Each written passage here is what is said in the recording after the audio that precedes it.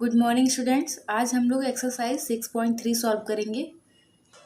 Exercise 6.3 का पहला question है, त्रिभुज ए बी सी का क्षेत्रफल ज्ञात कीजिए जिसके शीर्ष 0,0, 2,0 और 0,3 हैं। सेकेंड वाले क्वेश्चन में है, यदि त्रिभुज के शीर्ष 0,0, a,0 और 0, हो तो त्रिभुज का क्षेत्रफल ज्ञात कीजिए। मतलब दोनों एक ही तरह का क्वेश्चन है, दोनों में त्रिभुज के शीर्ष दिए गए हैं और उस त्रिभुज का क्षेत्रफल निकालना है। तो क्वेश्चन नंबर 2 हम सॉल्व कर दे रहे हैं, बता दे रहे हैं आप लोग को कैसे करना है। उसी तरीके से आप लोग क्वेश्चन नंबर 1 सॉल्व कर लेंगे। तो देखिए, सबसे पहले हम लोग क्या करेंगे, जो शीर्ष दिया है उसको हम लोग a, b और c मान लेते हैं और इसके बाद हम लोग वैल्यू लिखेंगे x1, x2, x3 और y1, y2, y3 की। तो x1 हो गया 0, y1 हो गया 0, x2 हो गया a और y2 हो गया 0, फिर x3 हो गया 0 और y3 हो गया -a। ये वैल्यू उन्होंने लिख लिए। अब हम लोग को त्रिभुज ए बी सी का क्षेत्रफल निकालना है, जिसका फॉर्मूला हम लोग जानते हैं क्या होता है, 1/2 मॉड x1 ब्रैकेट में y2 minus y3 plus x2 bracket में y3 minus y1 plus x3 bracket में y1 माइनस y2। अब देखिए, जब इसमें हम लोग वैल्यू पुट कर देंगे और सॉल्व करेंगे तो आएगा हाफ इंटू मॉड में -a²। ये मॉड से जब बाहर आएगा तो ये पॉजिटिव हो जाएगा, तो हो जाएगा a² का गुणा जब 1/2 में करेंगे तो हो जाएगा a²/2 वर्ग इकाई। अब ऐसे ही आप लोग प्रश्न संख्या 1 स्वयं हल करेंगे। मतलब करना क्या है कि जो वैल्यू आप लोग निकाले हैं x1, x2, x3, y1, y2, y3 की, उसको फॉर्मूले में पुट कर देना है और मॉड के अंदर ही उसको सॉल्व करना है। ये जो 2 लाइन जैसा दिख रहा है इसको मॉड कहते हैं। तो मॉड के अंदर इसको सॉल्व करना है और लास्ट में मॉड से बाहर निकाल लेंगे। अगर पॉजिटिव है तो पॉजिटिव वैल्यू भी मॉड से बाहर आएगी, अगर निगेटिव है तो वो भी वैल्यू पॉजिटिव हो जाएगी जब हम मॉड से बाहर निकालेंगे उसको, और तब उसको सॉल्व कर लेंगे, जो आएगा वही आंसर हो जाएगा। क्वेश्चन नंबर 3 है, सिद्ध कीजिए कि निम्नलिखित 3 बिंदु संरेखीय हैं। देखिए 3 बिंदु ये दिया गया है, तो सबसे पहले तो एक नाम दे दीजिए जिससे हमको आगे सॉल्व करने में आसानी रहेगी। इसको ए बोल देते हैं, इसको बी मान लेते हैं, इसको सी मान लेते हैं। तो ए बी सी को सिद्ध करना है कि ये संरेख है। तो आप लोग को जब फॉर्मूला बताया जा रहा था तो वहाँ पे लिखवाया गया है कि 3 बिंदु ए बी सी संरेख होंगे यदि त्रिभुज ए बी सी का क्षेत्रफल बराबर क्या होगा, 0। मतलब ये जो 3 बिंदु दिए गए हैं इसकी सहायता से पहले हम लोग x1, x2, x3, y1, y2, y3 का मान लिख लेंगे। इसके बाद हम लोग त्रिभुज ए बी सी का क्षेत्रफल वाला फॉर्मूला जानते हैं, उसमें ये वैल्यू पुट करके हम लोग सॉल्व करके देखेंगे। अगर 0 आ गया तो बिंदु ए बी और सी संरेख होंगे, और अगर 0 नहीं आया तो बिंदु ए बी और सी संरेख नहीं होंगे। तो देखिए यहाँ पे फॉर्मूला लिख करके वैल्यू पुट किया गया है, और वैल्यू पुट करके जब सॉल्व किया गया है तो सॉल्व करने पे आ रहा है 0/2 मतलब 0, यानी जो त्रिभुज ए बी सी का क्षेत्रफल है वो आ गया 0। इसका मतलब जो दिए गए बिंदु ए बी और सी हैं वो संरेखीय हैं। क्वेश्चन नंबर 4 में भी इन तीनों बिंदुओं को संरेख दिखाना है। तो जैसे क्वेश्चन नंबर 3 बताया गया है वैसे ही आप लोग क्वेश्चन नंबर 4 सॉल्व कर लेंगे। क्वेश्चन नंबर 5 है, यदि बिंदु a, 0, 1, -1 और 11, 4 संरेखीय हैं तो a का मान ज्ञात कीजिए। तो पहले तो हम लोग नाम दे देते हैं इन बिंदुओं को, इसको a, इसको b और इसको c। तो अगर ये तीनों बिंदु दिया गया है संरेख हैं, इसका मतलब कि इसका क्षेत्रफल किसके बराबर होगा, 0 के बराबर। त्रिभुज ए बी सी का क्षेत्रफल किसके बराबर होगा, 0 के बराबर। तो अब क्या करेंगे, इसका फॉर्मूला यहाँ लिख लेंगे और ये बराबर होगा किसके, 0 के। वैल्यू भी है हमारे पास, देखिए ये x1 y1, x2 y2, ये x3 y3।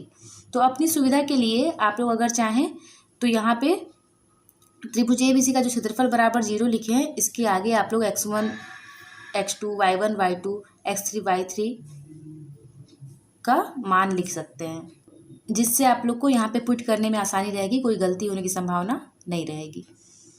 तो यहाँ पे देखिए वैल्यू हम लोग पुट कर दिए हैं, ये x1 y1 है, ये x2 y2 है, ये x3 y3 है। जब वैल्यू पुट करके हम लोग इसको सॉल्व कर रहे हैं तो देखिए यहाँ मॉड में आ जाएगा -5a + 15 = 0। देखिए मॉड में अगर किसी भी चीज़ की वैल्यू 0 के बराबर है, इसका मतलब ये पूरा का पूरा भी किसके बराबर होगा, 0 के बराबर होगा। तो -5a + 15 = 0 हो गया, और जब इसको आगे सॉल्व किए तो a का मान आ गया 3, और हम लोग को a का मान ही निकालना था। अब देखिए 6वां है, उस त्रिभुज का क्षेत्रफल ज्ञात कीजिए जिसके शीर्ष हैं।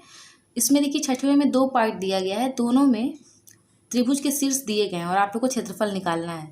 तो ऐसा क्वेश्चन आप लोग को बताया जा चुका है क्वेश्चन नंबर 2। तो उसी तरीके से आप लोग क्वेश्चन नंबर 6 स्वयं हल कर लेंगे। क्वेश्चन नंबर 7 है, निम्नलिखित में से प्रत्येक में k का मान ज्ञात कीजिए ताकि तीनों बिंदु संरेख हों। मतलब देखिए इसमें भी 2 पार्ट दिए गए हैं, दोनों में 3 शीर्ष दिए गए हैं, 3 बिंदु दिए गए हैं और तीनों बिंदु संरेख हैं। तो आप लोग को k का मान निकालना है। तो ये बिल्कुल वैसे ही है जैसे आप लोग को क्वेश्चन नंबर 5 बताया गया है। तो उसी तरीके से सॉल्व करेंगे आप लोग, सातवें का दोनों पार्ट सॉल्व कर लेंगे। क्वेश्चन नंबर 8 है, यदि बिंदु ए, बी और सी संरेखीय हैं तो एक्स और वाई के बीच का संबंध ज्ञात कीजिए। तो देखिए ए, बी और सी दिया है, संरेखीय है, तो इसका मतलब क्या हो गया कि त्रिभुज ABC का क्षेत्रफल क्या होगा, 0 के बराबर होगा। अब यहाँ पे फॉर्मूला लगा दिया त्रिभुज ABC के क्षेत्रफल का और इधर राइट हैंड साइड में तो 0 रहेगा। अब ये है x1 y1, x2 y2 का मान और ये है x3 y3 का मान। अब यहाँ पे वैल्यू हम लोग पुट कर देंगे।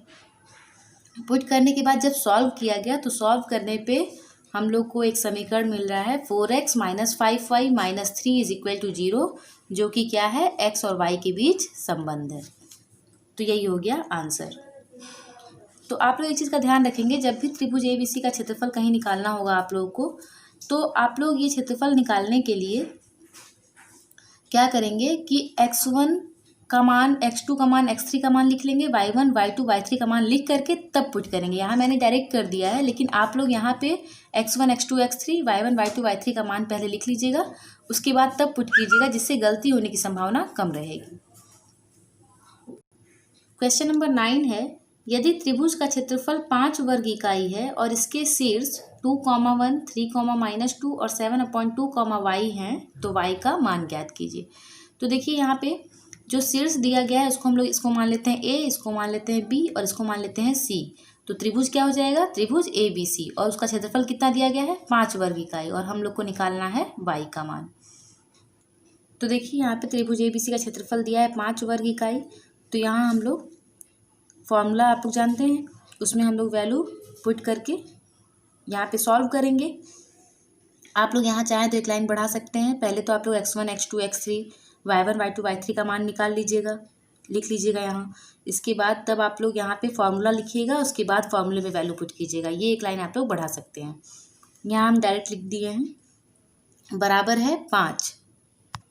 तो देखिए मॉड के अंदर ही सॉल्व किया जा रहा है। तो जब सॉल्व किया गया तो आया y + 7/2 मॉड में = 10।